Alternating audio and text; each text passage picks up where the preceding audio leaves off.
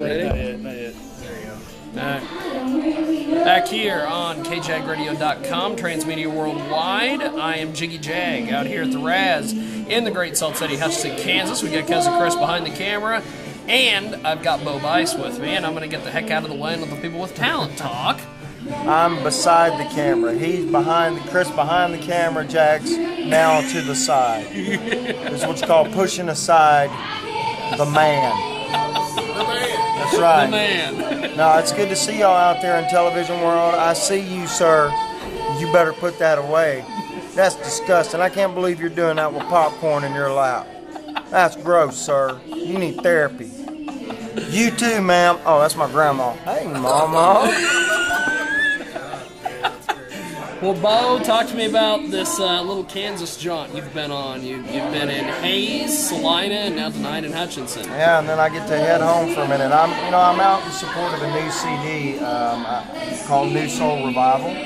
So I've been out doing radio and some TV here and there. We were on the West Coast, I guess, for the last couple of weeks. Back during the Idol finale, I was out there for about 8-10 days doing the same thing, kind of working up the coast, hitting radio, and just playing acoustic. This is where I came from, was sitting on bar stools and playing music and playing acoustic during the week, and then I jam with my band during the weekends. And so I grew up doing this, and I normally only get to do it about once every 2 or 3 years on our album cycles when we go out and do radio. That's cool. So it's a lot of fun for me to get back out here, just kind of let my hair down, not literally, figuratively. That'll be later.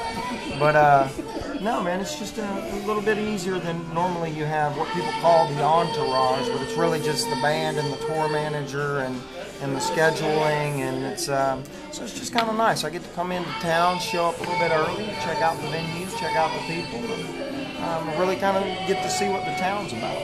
Cool stuff. Now, I understand before you did the whole American Idol thing and all that, you opened for Warrant. What was that like? I was probably about 19 years old, man. I wasn't even old enough to be in the bar. I don't think it was called the Crossroads down in Huntsville, Alabama, and it was really cool, man. I remember, my band was called Purge back then, and so we rocked out of, we were kind of Southern rock alternative. We were like a mix between the Black Crowes and Leonard Skinner and Pearl Jam, and so we didn't know what in the world we were, And there was might be one we never got signed. There you go. What I mean? You did. Maybe Pick one of those. pick a little bit of something. Yeah, something they wrote. But it ended up working out. I hear you back there. Did you hear all that squeaking and squawking? Sounds like my family reunion, man. Talk about feedback. That's what I got. That's all I get back home. Feedback. That's all you get back home. That's it, man. Feedback. Hey, you know what? Doing? Y'all thought Simon Cowell was bad. Y'all should see some of my relatives. You shouldn't have picked that song for nothing. Everybody knows you should have done Rocky Top. No, I'm not doing Rocky Top on American Idol. I did Sweet Home Alabama because that's where I'm from, baby. I don't play. I'm like a man with no arms. Just can't hang. With no arms? That is awesome. Like a man with no arms, just can't hang. He should be your opener. He Take him on the road with you. actually was my roadie for a couple of years. Okay. Yeah. I probably, actually, the guy I had out with me for a couple of years, I would have been better off if I had a guy. It would have cost me less money. But no, it is, man. It's fun always getting to travel around. I've been playing music for a long time. So like you said, opening shows for Blackfoot and Warrant and different bands when I was younger. I think that was one of the coolest things is when I got to meet Ricky Medlock right after I was on Idol, and we were in the top 3, and it was when Skinner was going to come back and jam on the show with me.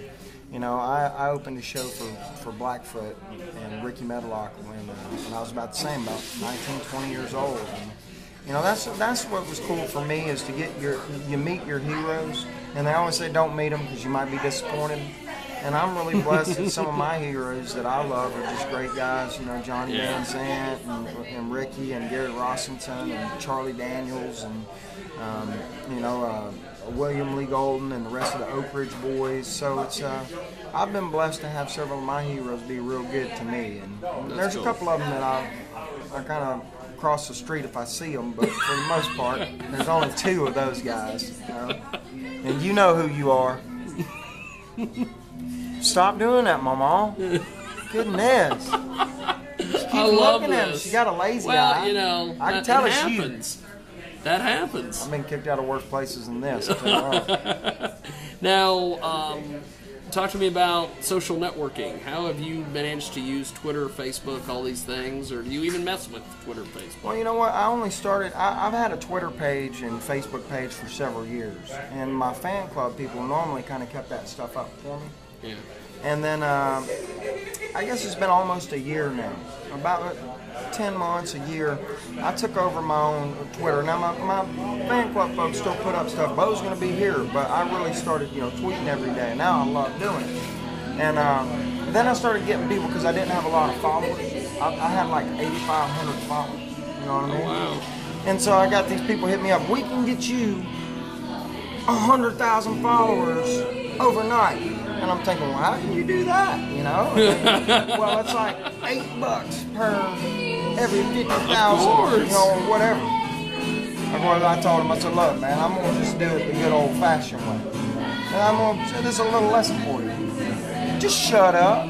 I should have bought them doggone followers. Now, you know what I'm saying? Because now I got people all up my butt like telling me, you ain't got many followers. I'm like, I'm up to like 15K now. I think I'm doing pretty good for a year. I'm multiplied. I did the gremlin factor on them. You know, throw a little water on that Gremlins stuff. reference. That's awesome. That's right, man. So now I'm up to like 15K. I'm happy. I wear that as a badge of honor. You know, that doesn't upset me. But hey, dude, that was going to throw me that stuff, just call me later. If you can make it look like it didn't happen overnight and like just trickle it out over about 6 months, we'll talk. But I ain't paying you $8. You hit my Mamaw up. Mamaw, put your visa back up. Goodness gracious. Did you see where she was trying to swipe that thing? It happens. Goodness. Made my eyes cross. They've seen the show a few times. They've seen it. 1 of 5. Now, talk to me about this new collection of music you've got out there. Well, the new CD is a mixture of some old standard gospel stuff like Circle Be Unbroken and I Fly Away and Hard Times Come Again No More. I'm a big Mavis Staples fan. And then I threw some, like Jeff Beck, People Get Ready, threw that one on there. And I have some original songs on there too. And that was really inspired by my friend William Lee Golden. He's kind of a mentor of mine. I paint and I do photography, and so really we kind of got to be buddies over the painting and the photography. But he inspired me to write what ended up being the single from the new CD. It's called Glory Hallelujah. And so I was honored when he decided to be a part of the video and came and sang on it with me. So it was very special to have one of your mentors come and join you and that's cool. In your music. Yeah. A couple quick questions before I let you go. One, if you could sit down and interview any of your favorite celebrities, what would be the one question you would ask them? Who would be the celebrity and what would be the question? Oh man, I would hate to go so that's a pretty decent question, man. I'd hate to go so generic on it and say like somebody, that everybody would think of, because probably one of the people that I would want to interview and sit down and talk to more than anybody in history would probably be Ronald Reagan. That'd be cool. Just a big Reagan fan, and I just think that he'd be a great guy to sit down and very insightful and good man with morals and values that I kind of parallel. That's cool. And this is going to come out probably very bad, and it's. I've got Cousin Chris in my head asking this question. Mama, turn your head. This is going to get bad, Mama. Do you have any of that American Idol money left?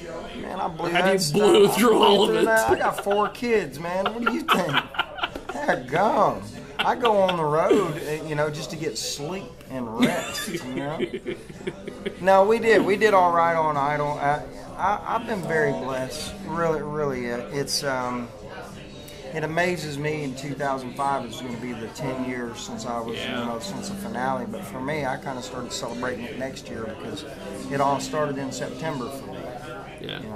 And then it was, 10 months of your life wrapped up, and you just, I'm grateful for all of the experience I had. I'm grateful for all the folks that dedicated their time and energy and votes. And to think about the fact that 10 years later I'm still able to do what I love, play music, and really do the things that I never really wanted to do or thought about doing, being a dad and a husband. You know what I mean? I went like, yeah, man, I'm gonna be a great dad someday. It's like, I wanted to be a rock star, and I've gotten to live out all my dreams. But really, what makes my day bright every single day is my beautiful wife, who I love. She's been putting up with me for 10 years, and our kids, and the Lord just keeps blessing me leaps and bounds each year. So I don't ever ask for anything more. If He wants to give me something, He'll give it to me. That's cool. I would have wasted it anyway if I was out there grabbing and trying to patch things together. Well, I appreciate it, sir. Well, thank you. Thanks Jiggy. for talking to me, and thanks for watching KJagradio.com.